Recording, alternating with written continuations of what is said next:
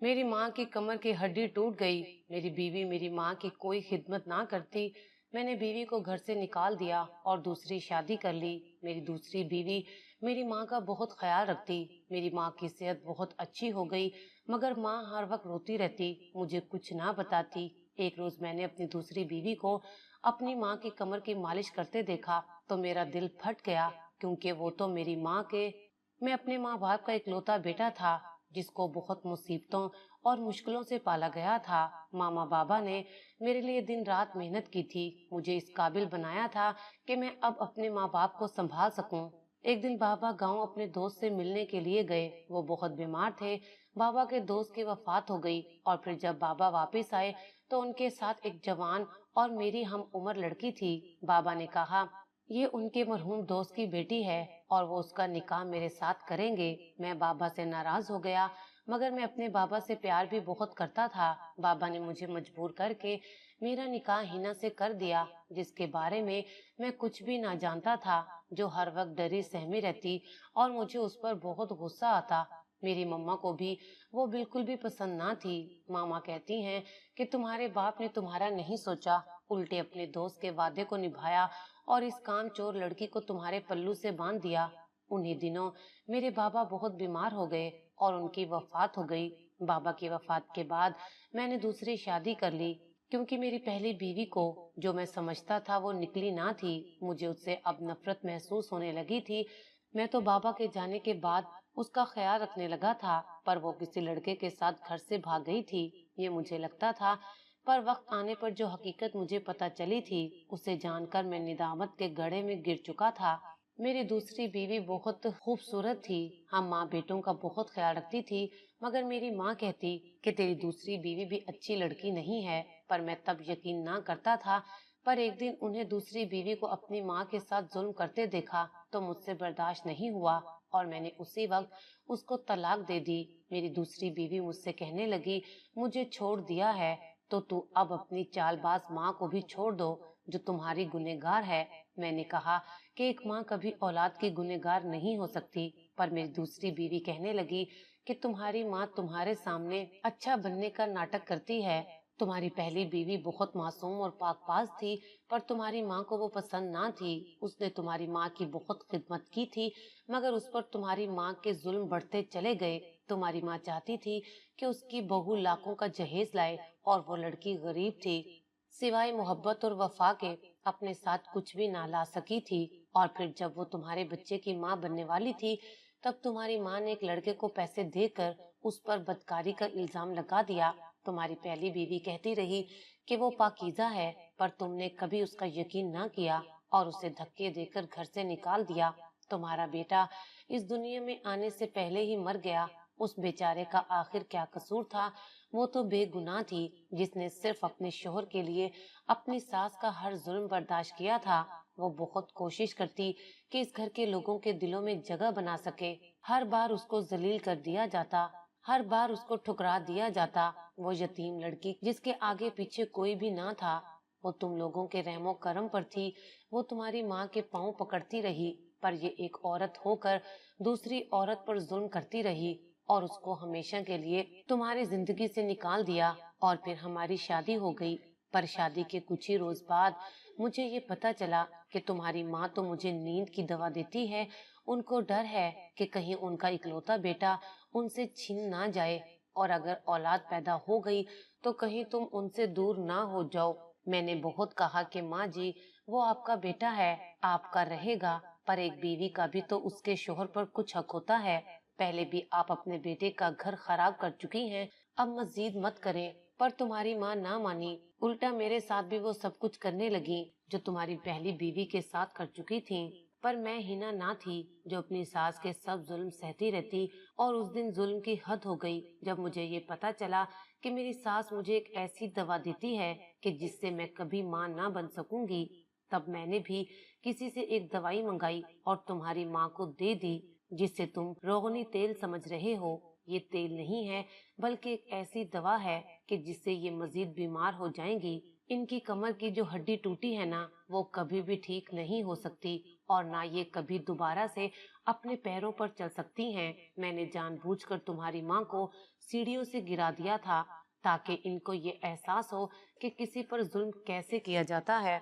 पर तुम अपनी माँ के बेटे हो जिसने सच्चाई नहीं जानी, उल्टा मुझे ही कसूरवार समझा और एक पल में मुझे तलाक दे दी। मुझे नफरत है तुमसे और तुम्हारी माँ से।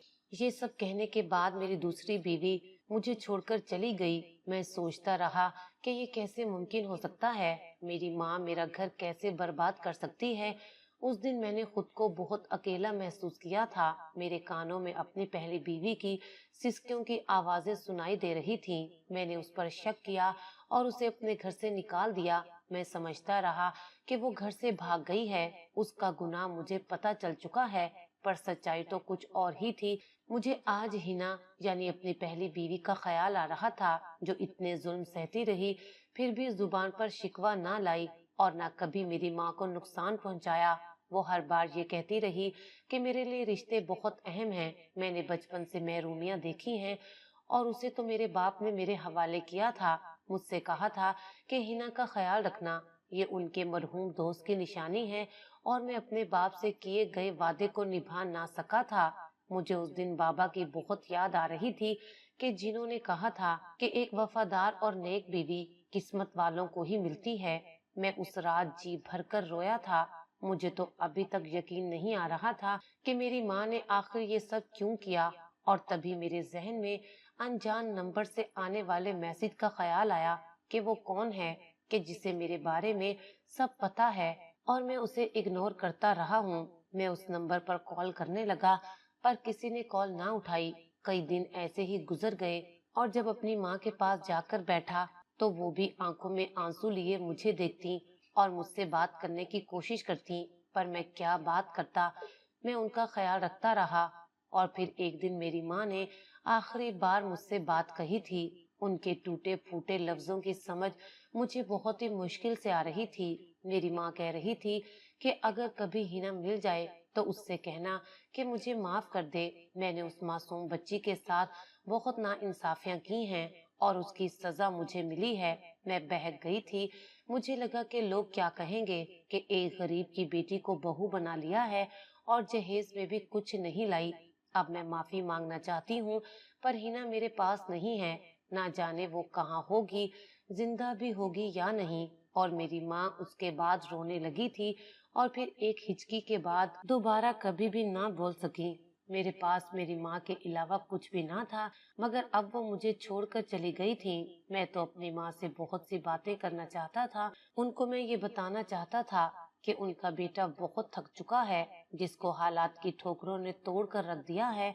मैं हमेशा की तरह अपनी माँ की गोद में सर रखकर सोना चाहता था, पर मेरी माँ मुझसे हमेशा के लिए दूर चली गई थी। मैं रो रहा था, मेरा दोस्त मुझे चुप करवा रहा था। तब मुझे शिद्दत से ये एहसास हुआ कि औलाद जितनी भी बड़ी हो जाए, उसे अपने माँ बाप की कमी महसूस होती है और उनके जाने के बाद उनकी कदर महसूस होती है। आज मैं अपनी माँ के लिए तड़प रहा था और आज वो ही मुझे छोड़कर चली गई थी। मैं बहुत ही बदनसीब था कि जिसको कोई भी रिश्ता रास ना आ सका था। मैं बिल्कुल अकेला हो गया था। मुझे किसी सहारे की जरूरत थी और उसी दौरान मुझे अपनी पहली वफादार बीवी हिना का ख्याल आ रहा था। मैं दिल में दुआ मांग रहा था कि काश वो मुझे कहीं मिल जाए और मैं उससे माफी मांग लूं। औरत का दिल तो बहुत बड़ा होता है, वो माफ कर देती है, पर मुझे वो कहीं भी ना मिली। मेरी माँ को फौत हुए 4 माह बीत चुके थे और इस दौरान जितना अपनी बीवी को ढूंढ सकता था मैं ढूंढ रहा था, मगर उसका कहीं भी पता ना चल सका। फिर कुछ सोचते हुए जिस हकीम से मेरी दूसरी बीवी मेरी माँ की कमर के इलाज के लिए लाल रोगनी तेल मंगवाती थी, मैं उसकी दुकान पर गया और पता चला कि वो बीमार है और घर पर है। मैं उसके घर का पता करता वहां चला गया। दरवाजे पर दस्तक दी तो एक बच्ची ने दरवाजा खोला और वो बिना कुछ कहे अंदर चली गई और फिर वही हकीम साहब बाहर आए। वो पहले से काफी कमजोर लग रहे थे। मुझे कहने लगे, बेटा खैरियत, कोई बीमार है क्या? मैंने कहा कि मैं आपसे रोगनी तेल लेकर जाता था और उसी दौरान मुझे मैसेज आता था कि मैं अपनी माँ का गुनहगार हूँ और आप मुझे वो तेल देते थे। उस तेल में ऐसा क्या था और आपके अलावा किसको पता था कि वो तेल जानलेवा है? वो रोगनी तेल नहीं था, बल्कि ऐसी जड़ी बूटी थी कि जिससे मेरी माँ दिन ब दिन कमजोर होती जा रही थी। तो तब वो हकीम कुछ घबरा सा गया। मैंने कहा कि आपकी उम्र का लिहाज कर रहा हूँ, वरना आपने जो मेरी बीवी के साथ मिलकर किया है, मैं आप पर पुलिस केस दायर कर सकता हूँ। तब उस हकीम ने कहा कि मैंने ये सब पैसे की खातिर किया था। तुम्हारी बीवी ही तुम्हारी माँ की दुश्मन थी। मेरी 3 बेटियां हैं। उसकी बेटियों के जुड़े हाथों को देखकर मैं बिना कुछ कहे वापस लौट आया था। वक्त गुजरता चला गया। मैंने अपना आबाई घर हमेशा के लिए छोड़ दिया। उस घर में मुझे अजीब सा खौफ महसूस होता था। मुझे आज भी वो दिन याद है जब मेरी बीवी मुझसे माफिया मांग रही थी, मेरी बीमार माँ के पाँव पकड़ रही थी, उस घर में रहने की भीख मांग रही थी, मगर मैंने उसकी एक ना सुनी थी। और फिर मुझे अपनी दूसरी बीवी का ख्याल आया, जो मुझसे तेल मंगवा मेरी माँ के कमरे में जाती थी और मुझसे ये कहती थी कि बिना दस्तक किए कमरे में मत आना। और जब अचानक जाकर देखा तो वही तेल मेरी माँ को जबरदस्ती पिला रही थी और उनको बालों से पकड़कर थप्पड़ मार रही थी। मेरी माँ रो रही थी और वो औरत तरस नहीं खा रही थी। इसी वजह से उस रात मैंने उसे तलाक दे दी और धक्के देकर उसको घर से निकाल दिया था। और वो भी अपने अंजाम को पहुंच चुकी थी। मेरी जिंदगी में 3 औरतें थीं, एक मेरी माँ और 2 मेरी बीवियां, सब अलग अलग थीं। पहली बीवी को देखता तो हर औरत को बेगुनाह और मासूम पाता, और जब दूसरी बीवी को देखता तो मुझे लगता कि वो औरत से बढ़कर मक्कार कोई और हो ही नहीं सकता। बस एक बात का दुख था कि माँ को ऐसा नहीं करना चाहिए था, और मेरा बच्चा, वो इस दुनिया में आने से पहले ही चला गया था। मैं कितना बदनसीब था जो ना अच्छा बेटा बन सका और ना अच्छा शोहर और ना ही अच्छा बाप जो अपने बच्चे की हिफाजत ना कर सका था। मेरी अजीब सी हालत हो चुकी थी। और फिर पता नहीं मेरे दिल को क्या हुआ कि एक दिन अल्लाह ताला की तरफ राग़िब हो गया और मुझे सुकून मिलने लगा। मैं नमाज पढ़ने लगा और कितनी देर बैठे हाथ फैलाए रखता। मैं अपने रब से क्या मांगता? मुझे कुछ भी नहीं चाहिए था। एक बोझ था, एक थकन थी जो मुझे अंदर तक घायल कर रही थी। मैं जिंदगी को घसीट रहा था और जिंदगी मुझे घसीट रही थी। ऐसे लगता था कि जैसे मेरी जिंदगी भी मुझसे बेजार है, मुझे बोझ समझ रही है। मैं बहुत थक गया था। और फिर पूरे 4 साल बाद मेरी दुआ कबूल हो गई थी। जब एक रोज मेरी तबीयत काफी खराब हुई तो मेरा दोस्त मुझे अस्पताल लेकर गया और वहाँ पर मुझे हिना मिली थी। वो एक अस्पताल में नर्स के तौर पर काम कर रही थी और मैं उसे देखता जा रहा था। जिस लड़की को मुझे लगता था कि वो कभी किसी के सामने खड़े होकर बात ना कर सकेगी, वो आज मेरे सामने खड़ी थी और उसके चेहरे पर मुझे देखकर कोई खुशी की लहर तक ना थी। उसे खुशी होती भी कैसे? मैंने कभी उसको उसकी जगह दी कब थी? हमेशा जूते की नोक पर रखा था। मुझसे तो उसका वजूद भी बर्दाश्त ना होता था। मुझे लगता था कहाँ वो गांव की पेंडू लड़की और कहाँ मैं शहर का पढ़ा लिखा आदमी जिसके लिए लड़कियों की लाइन लगी रहती है। मुझे शहरी लड़कियां पसंद थीं और हिना से जब मेरी शादी हुई थी, वो घबराई घबराई सी रहती थी और वो हर काम खराब कर देती थी। मुझे लगता कि वो मोटे दिमाग की है और किसी काम की नहीं है। पर मैं समझ ही ना सका कि एक लड़की जब अपना घर छोड़कर आती है तो उसे एक दोस्त की जरूरत होती है जो उसे बता सके कि उसे क्या करना है, अपने ससुराल में कैसे चलना है। पर मैं तो जालिम शोहर बन गया था। एक लड़की अपने माँ बाप को, अपने घर को, सब कुछ छोड़ती है। मुझे ये सब समझना चाहिए था, उसका साथ देना चाहिए था, पर मैं कभी उसे बीवी का दर्जा ही ना दे सका था। और फिर आज इतने सालों के बाद पुरएतमाद मेरे सामने वो खड़ी थी और मुझे ड्रिप लगा रही थी। मैं उससे बात करना चाहता था पर मैं गनूदगी में जा चुका था। ऐसा लगा कि जैसे अब कभी मैं इस नींद से जाग ना सकूंगा और हिना मेरी बीवी फिर से हमेशा के लिए कहीं गुम हो जाएगी। रात का ना जाने कौन सा पहर था कि जब मैं नींद से जागा था। मेरा दोस्त अभी तक मेरे सिरहाने खड़ा था। वो मेरा वाहिद दोस्त था जिसने हमेशा मेरा साथ दिया था और उसने मुझे ये बताया था कि जिस नंबर से तुम्हें मैसेज आते थे वो तुम्हारी बीवी हिना का था और वो सिम तुम्हारे मरहूम ससुर के नाम पर है। और हिना पहले अटक के अस्पताल में काम करती थी और जिस डॉक्टर के पास तुम्हारी दूसरी बीवी तुम्हारी माँ को चेकअप के लिए लेकर जाती थी, हिना भी वहीं उसी अस्पताल में होती थी और एक दिन उसे ये पता चला था कि डॉक्टर भी तुम्हारी दूसरी बीवी के साथ मिला हुआ है।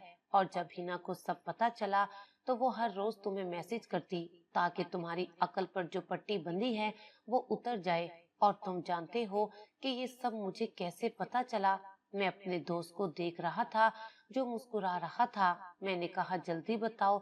तो उसने कहा कि जिस दिन पहली बार तुमने मुझे उस नंबर के बारे में बताया था, मैं उसी दिन जान गया था कि वो तुम्हारी पहली बीवी है। पर जानते हो तुम्हें क्यों नहीं बताया? क्योंकि तुम्हें तब अपने किए पर निदामत थी, शर्मिंदगी थी, और वही एहसास निदामत तुम्हें चैन नहीं लेने देता था।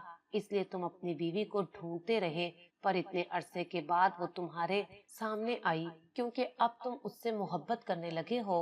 और मैं अपने दोस्त की बात सुनकर हैरान था, जो मुझे इतना समझता था। ये सच था कि मैं जब भी हिना का सोचता बस एक ही दुआ करता कि मैं उससे माफी मांग सकूं। पर जब से मैं ये दुआ मांगने लगा था कि मुझे अपनी बीवी से मोहब्बत है, मुझे एक बार वो मिल जाए तो कभी उसको दुख ना दूंगा, तब से कुछ न कुछ ऐसा हो रहा था कि जिससे मैं अपनी बीवी तक पहुंच गया था।